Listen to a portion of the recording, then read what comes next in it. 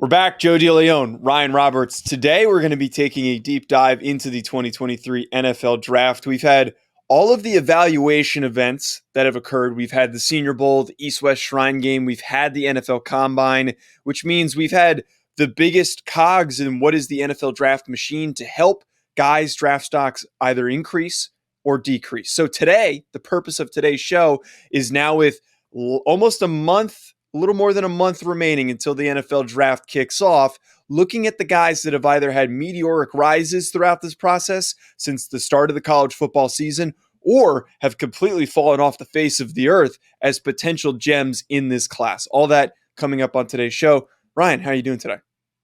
Fantastic, man. Fantastic. This is it's a little bit of an awkward time of the year, I guess. You know, you got to through all the excitement of the All-Star games and then your combine and then your just pro days left, right? Pro days and the top 30 meetings that these players have. So it's a little bit of a downtime, I guess, finish up a couple evals and get ready for 2024. So can't wait. Oh God, only you would bring up the 2024 NFL draft class on this show, but you are certainly right where we're in this weird intermediary period as we're finishing out and putting out most of our rankings, which is coming out on the NFL Draft Prospect Show. But in addition to that, we're waiting for the commotion to start back up, which probably won't come around until April, where we'll probably get some crazy trades. But nonetheless, Ryan, let's take a look back at this draft process. I want to start off with our first riser here, as we've had a lot of defensive linemen pop up onto the radar. And we've talked about at the beginning of this cycle guys who in this defensive line class were going to ascend and be big names, but we've had even more guys put themselves into the first round picture. I don't think we can have this discussion without talking about Adewale Ojomo, the Northwestern defensive lineman who was an edge, is transitioning to defensive tackle and blew up the NFL Combine. He also dominated at the Senior Bowl. Adewale Ojomo, man, who is very low to the ground at 6'1", 280 pounds, is a fast SOB, running a 4.49 40 at the NFL Combine, testing off the charts with his explosiveness numbers. After taking a look at Adewale Ojomo, I get the hype, and I think that he's got the tools to be a day two pick. Everything that he brings to the table is very exciting because he, again, low to the ground, hard to block, but explosive, which could turn him into a problem at the next level. I think his process of going to the Senior Bowl and deciding that I'm going to showcase my skills as an interior rusher opposed to an outside edge player was probably the best decision that Adewale Ojomo made. Because, I mean, Joe, he was well-liked in NFL circles. He had draftable grades coming into the seasons playing defensive end for Northwestern because he is a gifted athlete. Ran 4.49 at the Combine, right, at 284 pounds. He has those long arms, 34-inch arms. So Northwestern left him on the edge because that's probably their best athlete on the defensive side of the football this last year. But he's only 6'1" and some change. He's sub 6'2", doesn't really have the height profile to play on the edge consistently. He goes to Mobile, and I mean, I love the fact that he was playing a lot interior, like mostly on the interior, because now I'm looking at him, I'm saying, on the next level, gain a couple more pounds. You are a starting level 3 tech at the next level with your ability to use your quickness to win quickly on reps, be a one-gap penetrator, that style. And also, you can play at the point of attack because you're strong into the knocks. You have really long arms. Adewale Ojomo, I believe, has really found a home on the interior. Definitely not an edge setter consistently at the next level, but he can even play, I think, at times in an odd man front, maybe some 4-eye, maybe 5 in spurts, depending on the situation, right? Like, you can do all those type of things. Add all that together, man. Running 4.49, having a high 30 in the vert. This kid is an explosive athlete, a gifted athlete, and I think he's really found a home on the interior of this defensive line class in 2023. By the way, whoever advised him, I don't know if it was his trainer, I don't know if it was maybe feedbacks from scouts, but whoever advised him to say, you're not really long enough to play edge, but your physical traits are going to make you a problem in the interior. Let's bulk you up a little bit. Let's bump you inside, and let's see you go to work. And the big thing for me, I've seen people talk about Adewale and say, he doesn't really have and show these skills on film consistently, which makes sense because he was playing a position he's not going to play in the NFL. Right. There's also the other narrative that gets brought up with him is we don't have tape of him playing defensive tackle. So how do we make this determination of where he belongs in the draft? I'd argue, man, him showing up on short notice at the Senior Bowl and causing the problems that he did, he had a sneaky week. For the first couple of days, I told you this when I was there, I kept writing him down without writing his full name down. I'm just like, Northwestern defensive lineman, who the hell is this kid? I've never heard of him. Why is he constantly getting penetration, blowing up rushing plays? Who is this kid and why is he causing so many problems? And then he started to be one of those guys immediately. PFF starts talking about him and he is picked up and everyone is running with his name as a big riser in this class. But I give him a ton of credit for how quickly he made that transition. And again, whoever advised him to make that transition is deserving of whatever paycheck they're getting. I mean, because if you go back to the preseason and into the season, Adewale was playing between 268 and 275 pounds on the edge, right? So he had to make a decision. I mean, there could have been two pathways to his valuation, right? It could have been, I'm maybe even going to slim down a little bit, maybe play edge at 267 to 270 pounds from that ballpark, or, which is, I think, the best case scenario that's happened this year, is to really understand and appreciate the fact that you become a good player on the edge at 270 pounds, or you could become a game changer, a game wrecker at 280 plus pounds on the interior. Because the thing about him is, too, Joe, is like there's not bad weight on him either, man. Like he is a ball of muscle when you walk past him. So having that type of profile with the length, explosiveness, physicality, power, all those things together, I think that Adewale has made himself a whole lot of money, especially since the season has ended. Before we get to the next guy, you had dropped this tidbit when you were in Indianapolis for the Combine that there's potential for him to have pushed himself into the late first round conversation. Do you still think that is possible just from some of the things that you were hearing? Just based on testing, Joe. I mean, honestly, like there is a really thin line between the guys that are the Combine warriors and the guys that are just really good on film but maybe aren't great testers, right? Like there's a very fine line between figuring that line out. I think Adewale has good film, though. And then at the end of the day, the NFL is going to lose their marbles for a guy that ran 4.49 at 280 plus pounds. You can talk yourself into, as a defensive line coach, that even though he still has a transition to make full time, even though he's not a finished product on the interior, that if I can't work, if I'm a coach and I'm saying, if I can't get the most out of that kid, then I suck. I'm a bad coach, right? Like you look at that kid and say, that is my meal ticket. If I figure that out, you know, I'm not going to say he's going to be Aaron Donald, but like he should be a substantial producer as an interior rusher. He should be a playmaker at the next level. There's no doubt about it. So I do think he has a chance to go in the late first round. If not, I would be absolutely shocked if Adewale got out of the top 50 picks. And at the end of the day, man, we have literally just never seen a player at 280 plus pounds running in the 4.4s, verticaling the way he did, broad jumping the way he did, doing everything that he did, man. He is about as rare of an athlete as you're going to find at that position. Yeah, Adewale is a gem potentially in this class. Another guy I think fits that description of who you said, where coaches are going to say, if I can't coach this guy up, then I suck as a coach. Lucas Van Ness, who's the Iowa edge rusher, he has been a perplexing story because he wasn't even a starter at Iowa. We know that they prioritize starting upperclassmen, so he's a rotational player for the most part at Iowa, but for the reps that he got, he was a problem maker. He has all the length, all of the size that you want in a 4-3 defensive end. He is a massive hulking guy, and you get the comments like his teammates calling him Hercules and all that goofy stuff. But he tested very well at the NFL Combine. He is a name that before the Combine, we just saw a random rapid surge to the point where wasn't really on the radar. And then now he's a top 10 pick. I would argue that that's a bigger surge than Adewale. Yeah. Adewale is a little more random because he's coming from Northwestern. But to see somebody go from no relevancy to now being a top 10 pick, that's a pretty massive rise in draft stock. He is a very interesting player because, you mentioned a couple of the backstory stuff, right, Joe? Like 2021, he's playing a lot of defensive tackle because he was just too talented not to get on the field in some capacity, right? And then he plays a lot more on the edge this year, but he's never started a football game in his Iowa career, He was a hockey player growing up, apparently, and his team calls him Hercules because of the 8-pack that he has at 270 pounds.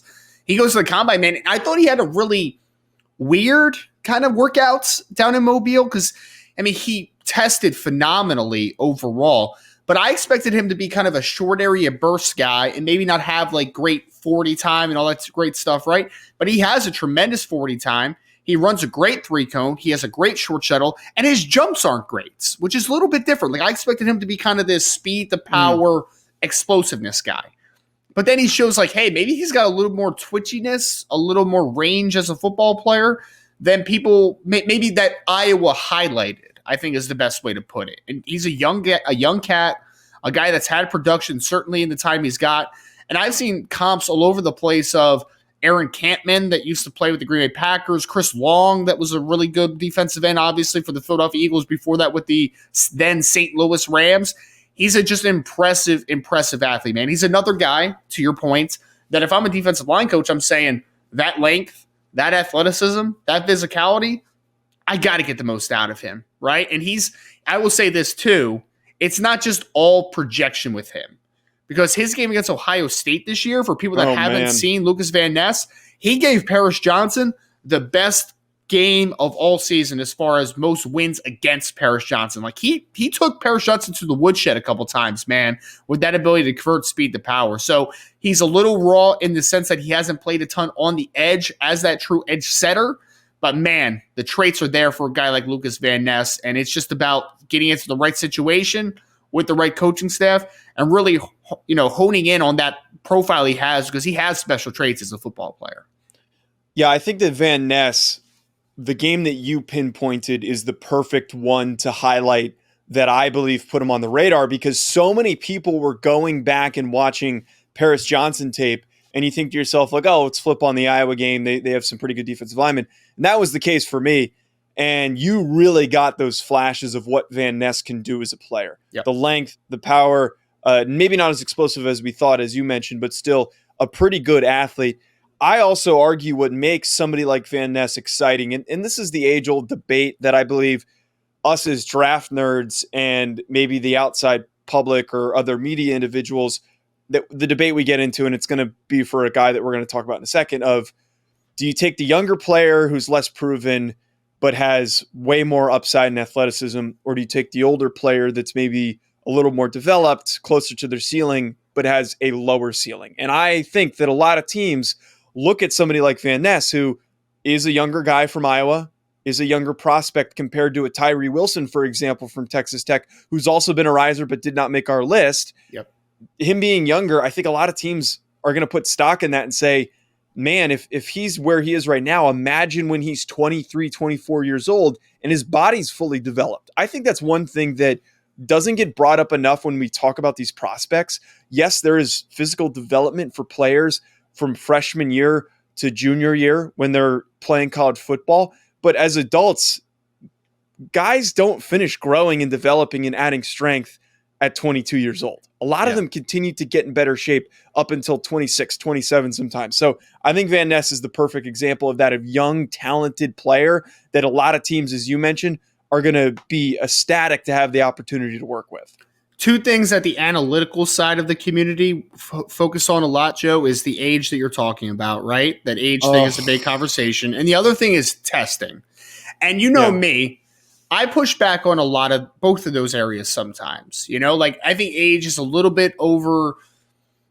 I think that's a little bit over talked about at times, because that doesn't really tell you what the experience level is of a football player and where their development pattern has been. Like, I think you lose context with that. And I think you lose context with the testing sometimes too, because there's just some kids that just aren't good testers, man. Like, there's just some of those guys that are really good football players that aren't great testers. But I will say this, one position that I do tend to agree with both those things more than most is at edge. It really is, man. Like, I think age does matter. I think that athleticism at the edge position, that testing, those testing numbers, they translate a lot for me. Those really do, because you have to think about it, man. The edge position now, when you're playing against the offensive tackles in today's games, like the Lane Johnsons of the world, the Teron Armsteads, the Tristan Wirfs, like these kids that are just built on different planets. I mean, we now have 300 plus pounders that are running 4.7 in the 40. Like, it doesn't make any sense, right? So be able to counteract that and to beat those players and increase space, you need to be a gifted athlete. And that's what Lucas Van Ness is, man. At 6'5", 270 plus pounds, the ability for him to run sub 4.6, to have the type of short area quickness that he showcased in Indianapolis, those things are traits that you bet on. So I anticipate him going a lot earlier than maybe some people think. Top 10 I think is possible. Top 15 I think is certainly possible. Top 20 I think is almost a lock at this point. Because at the end of the day, man, there's just not a lot of guys that are walking around with that type of profile on the earth. Ryan, we all know that this is the Anti-Analytics podcast. Yes. This is the Film Bro podcast where we only watch film. So don't ever bring up analytics again. Van Ness also has good film, so he matches both areas, sir. Film. That's all we care about is film. Joe. Our first faller to bring up on this. So again, I said this at the top of the show. It's perspective of the whole draft cycle. And the whole draft cycle is the beginning of the college football season. Anyone who's paid attention to our work knows that we start our homework during the summer for the upcoming class. And one guy You're wrong. I'm starting my work for 2024 in about a week and a half. So you're very wrong about this, man. Sorry, guy. You're such a tryhard. One guy who was brought up almost unjustifiably, but a lot at the beginning of the season as somebody who was going to take that next step was Eli Rix, the Alabama defensive back who transferred from LSU. Yeah. And I was talking about this on another show, actually specifically about Rix, why I felt that it was fitting to include him on this, is that oftentimes guys will transfer and then on top of that will have productive seasons and a lot of season accolades. That's what puts them on these preseason rankings lists. That's what gets them on this list. Yep. And as you watch the film, you get more context. What we saw from Eli Rix and what I saw from him in the preseason was a stiff player, one that has physical flexibility limitations that are going to prevent him from being a first-round pick. So that already dropped him for me. And I think that a very up and down year at Alabama where he wasn't at times even a full-time starter. Like there were times where he was getting rotated in and out. There were some thoughts and speculation on why that was happening. But Eli Rix, man, is he a day 3 pick at this point? He is somebody who was almost a guaranteed lock to be a top 15 pick, it felt like, at a period of time. And he's now dropped to where he's probably going to be a day 3 selection. Especially because of all the other guys at this point in the process that have pushed up ahead of him, like Joey Porter Jr., like Christian Gonzalez, like Keely Ringo, like Devon Witherspoon. There's so many guys that have moved up ahead of him, and Eli Rix seems to have stayed the same. He's a weird player. He's a really weird player. I mean, I remember his freshman year in 2020, I guess it was, right? The COVID year. Yeah. He looked good. Like, there looked like there was a ton of upside. I know he's a former 5-star recruit, so, like, no one should be shocked that Eli Rix did some nice stuff early on in his career at LSU. Playing opposite of Derek Stingley that year as well. 2021 was very up and down. 2022, there's just not a lot of film to work off of. I mean, there's some good Alabama film out there, but it's not a ton, man. Like, it's just not enough. And ultimately, Joe, like, I just think there's some limitations with Eli Rix. I think people get excited about the 6'1", good length, and sure, I get that. But I just think that he's a guy for me that always worries me making the transition to the next level because he's a little bit grabby. And I don't think he's a great athlete. I think he's a good, solid athlete, but I think that he does struggle to counteract the guys that can really take the top off the defense. Like, I think he does struggle with that a ton.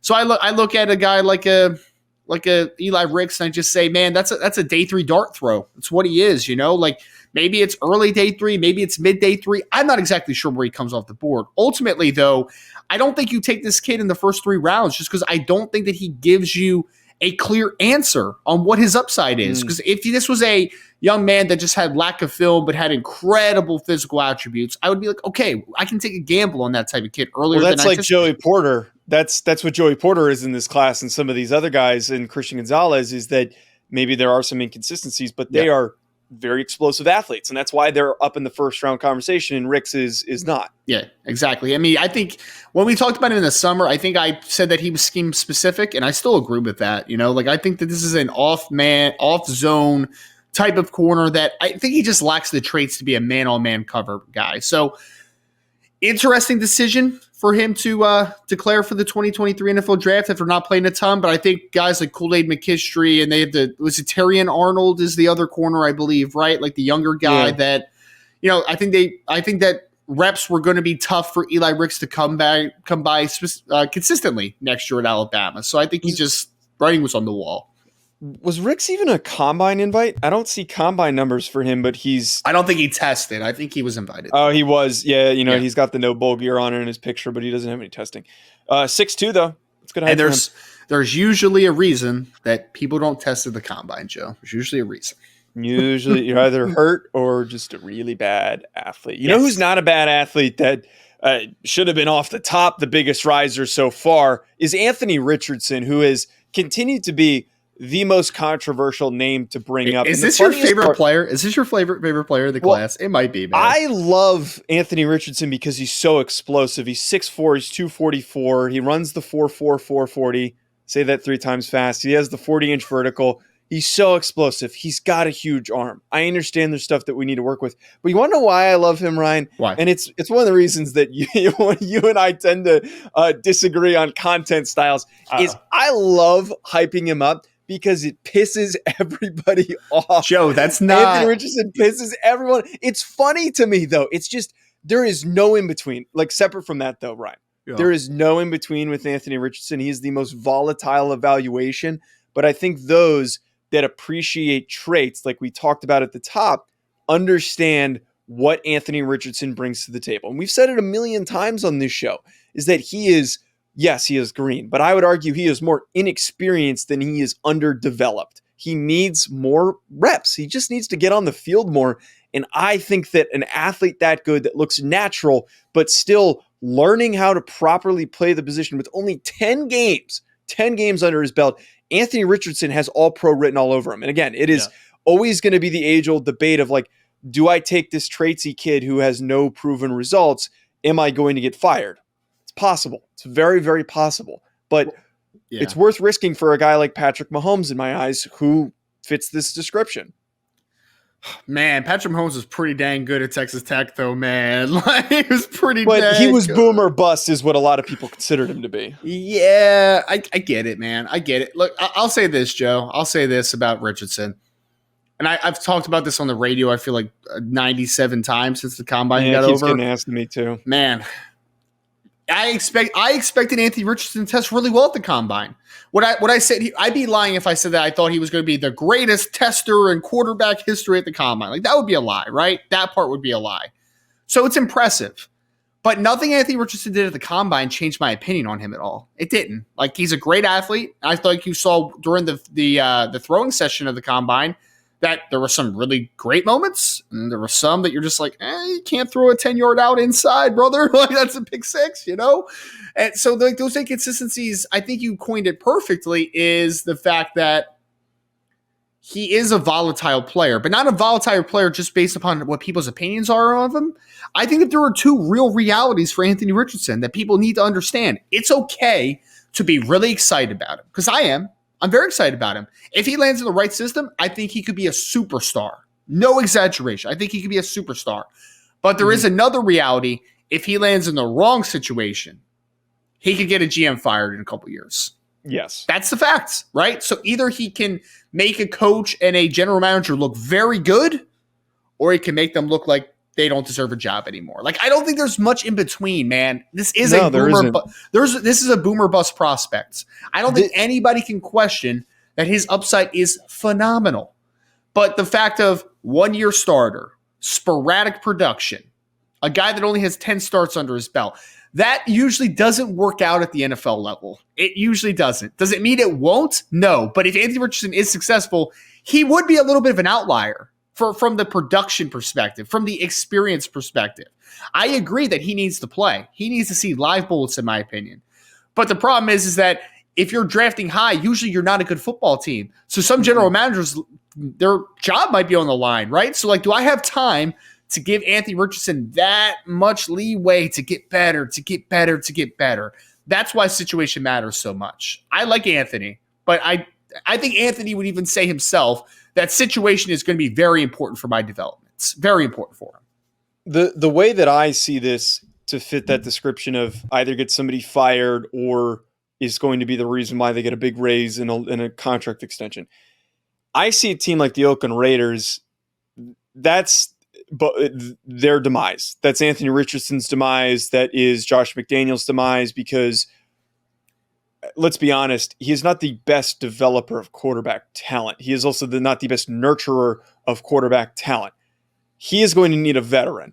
That's what that situation needs. But I think the counter to that, I look at, and I don't know if they're going to pick a quarterback, but I think that the Lions or the Seahawks are the perfect situation for Anthony Richardson, because both teams have veteran quarterbacks with contracts, and Geno Smith just got a new contract that leaves a 3-year window for Anthony Richardson to do his thing, develop, and then let Geno go off into the sunset at 35 years old, and he's probably going to be at the end of his career at that point. Let's be honest. Geno Smith is not somebody who physically is going to get better at the age of 35. So for a team like the Seahawks that has been gifted an opportunity to pick in the top 10, and the Lions here to pick in the top 10 because of them getting those massively lucrative trades, I think that those are the teams that need to take advantage of it. But I just don't know if that's going to happen. And I don't think that that's going to happen because someone stupid like the Raiders is going to draft him off of excitement. That was who we gave him to in the mock draft, right? Didn't we give him to the Raiders? I thought so. Yeah, because then we gave Will Levis to the Falcons, right? So I'm like 98% sure think that's so. True. Yeah. Yeah. Prayers up for Anthony Richardson if he ends up at the I'm about 98%. Yeah, number sure. 7, Anthony, and 90. Yep, you're 100%. Prayers up to Anthony Richardson if you end up on the Las Vegas Raiders. Yeah, man. I mean, yeah, but I mean, it again, man. Like, I'm not trying to harp on the same points again, but I mean, yeah, the Lions would be a great situation for him. But the Lions, I think, are also in a position where you're going into the 3rd year under Dan Campbell. They probably want to try to get into that winning window here very shortly, right? And that defense is bad. The defense is a bad unit right now. So they probably balk on quarterback this year, in my opinion. Maybe they take someone day 2, like maybe they take a Hendon Hooker in like 2nd or 3rd round to develop per se or something like that. But I think that they might balk a little bit. The Seattle Seahawks is a good situation because Pete Carroll is so entrenched there that if they have a bad season, let's say, like, it's fine. It's Pete Carroll. Like, you're good, man. Like, he has done so much in his Seahawks career that you look past a bad year or two. Like, you can look past those things.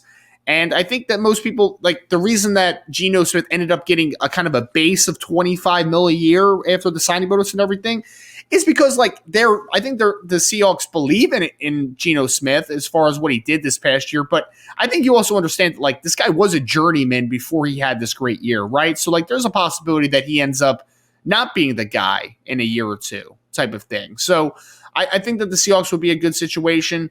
I just really hope that whoever drafts Anthony Richardson has a clear understanding of what they need from him early on, right? Because it could be sink or swim time for him early on if you throw him into the fire, and not every quarterback has the resolve to fight through that adversity. And I'm just very curious to see how it works out for Anthony. We will see how that one turns out. Ryan, our next faller that we've got is Jordan Battle, another Alabama defensive back. So the interesting thing with Jordan Battle is I remember at one point in the previous cycle, the Alabama safety was considered to actually last year be a late first-round pick. There were debates of if this kid declares he is going to be amongst the top safeties selected. From the media. Make sure you say that. From the media side, yes. He decides to go back, and I think that when we evaluated him, I was still understanding of why he could fit as a late first-round pick, early second-round pick. Like, I thought there was a lot to work with. He's a very smart player. He's a very wily veteran, if you will, because he's played a lot of games, and he's playing under a great defensive back coach in Nick Saban. But the way that the process works out is the Jordan Battle stayed the same. He didn't improve. He didn't progress. So him returning for another year doesn't do him any benefit. And as we know, what have you done for me lately? We've got some other guys I think that have maybe pushed themselves up ahead of him. In general, this safety class is not that sexy. It's not that good of a group. Like, I don't even know who is. There's not even really a first round safety on the radar now that JL Skinner's hurt. Brian Branch. Yeah, Brian Branch is possibly on the radar. I think most of those guys are going to go in the second round for the first grouping of safeties. So someone like Jordan Battle, I don't feel like he's brought up at all. He went to the Senior Bowl. He had a really quiet Senior Bowl and has not been a name that we have discussed very much lately. I think that this is a situation where I think the media hype and what the NFL actually thought are kind of like meeting a little bit here, because I think that the media definitely likes Jordan Battle more than maybe the NFL likes Jordan Battle. And saying that, I still think that someone's going to like Jordan Battle on day 2. Like, I still think that's going to happen because he is very smart. And he actually tested a little better than I thought, Joe. I think he ran like 4.56 or something like that at his size. I'm like, all right, that's fine. Like, pretty solid tester for what his profile is kind of a solid but unspectacular athlete. And I do think, though, that he's going to be a quality football player at the next level. I think he could be a starter relatively early in his career because I think he does have a high floor. I think more than just the the faller element of this conversation, though, is that maybe the media was higher on Jordan Battle early on in the process than what the NFL was. And I think that those two things are just kind of meeting right now. Still a good football player, still rock solid, just maybe not the star that he was kind of portrayed early on in the process. Well, the funny thing, too, with Jordan Battle and the correlation that we can pick up between him and Eli Rix, again, I'm telling you guys right now, our listeners, when we start talking about the 2024 cycle, go look at the preseason 2024 early watch list, and there's going to be a bunch of Alabama DBs on it. It's just one of those things that we do where we always put Alabama defensive backs on these lists because we know that they are, for the most part, pro-ready, and they're usually in the discussion. Just like at one point, a lot of Ohio State DBs were also being propped up and put in these conversations. I would say, what happened to Ohio State defensive backs, man, the last couple of years? Hasn't been. I blame Ryan Day for that, man. I blame Ryan. But Ohio State wide receivers is another cliche. Georgia defensive lineman is another cliche, and it's just part of the process. It always happens where there's one school that we just end up throwing guys into the mix. And I don't think we properly do our due diligence. But Jordan Battle, still a good football player. I just don't think he lived up to that possible expectation that we had for him. One guy, though, that Ryan, dude, we both love, and that has been so fun to follow this draft class, but has been odd, is Will McDonald, the edge rusher from Iowa State. So we talked about this ad nauseum the entire season leading up to it. At the end of the season, Will McDonald is a tall, lean, twitchy, long edge rusher from Iowa State. Yep. And he played in a 3-3 stack where he was asked to play head up, hand in the dirt as an outside rusher, as a guy who's supposed to contain the edge. And he's not built like that. This is not a 280-pound 3-4 defensive end that is supposed to be holding the edge the way that he was asked to do it. He is going to play a different role in the NFL. He is going to be a stand-up rusher. He has all of the ability to be a stand-up outside linebacker. But the thing that makes, I think, him very promising is that despite him being asked to play a different role, and this gets brought up a lot, and I think there's so much truth to it, the guy did really well for what he was asked to do at 240 pounds. For as light as he was, he managed to hold his own at a position that usually requires 40 to 50 more pounds to play. That's why I'm excited about Will McDonald. And as he has transitioned and showcased his athleticism at the NFL Combine and at the Senior Bowl, he has to be brought up as one of the biggest risers, as maybe even a mid-first round pick at this point. I mean, yeah, Joe, Will McDonald is a really fascinating player because of the simple fact that he's not going to be asked to do anything of what he did at Iowa State. You're correct. I mean, he wasn't even 240 pounds. He was listed in last spring at 226 pounds when NFL scouts came in and measured him. So he's playing that 4-eye type of role at probably around 230 pounds during his career, which is just absolutely wild, man. And like you said, he did a very good job of doing it despite not being built that way. But then you see at the Senior Bowl, he's used more as that stand-up rusher, wide nine alignments, that type of work. Because this is a true outside track pass rusher. At 6'3", and Nero 6'4", 241 pounds. I think he was 239 at the combine. He has an 11-foot broad. I think it was 36 inches in the vertical, which is actually not what his goal was, because he was a 6'10" high jumper coming out of high school, and he was obviously sick coming into that combine workout, so he ended up not running. A flu game, man. Yeah.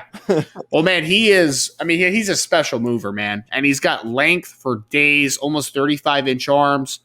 He's probably going to run somewhere in the 4.5s in the 40-yard dash when he tests at the pro day. Kid's a freak show. And the thing that makes him different is he's a true outside track rusher in a class that doesn't have a lot of true outside track rushers.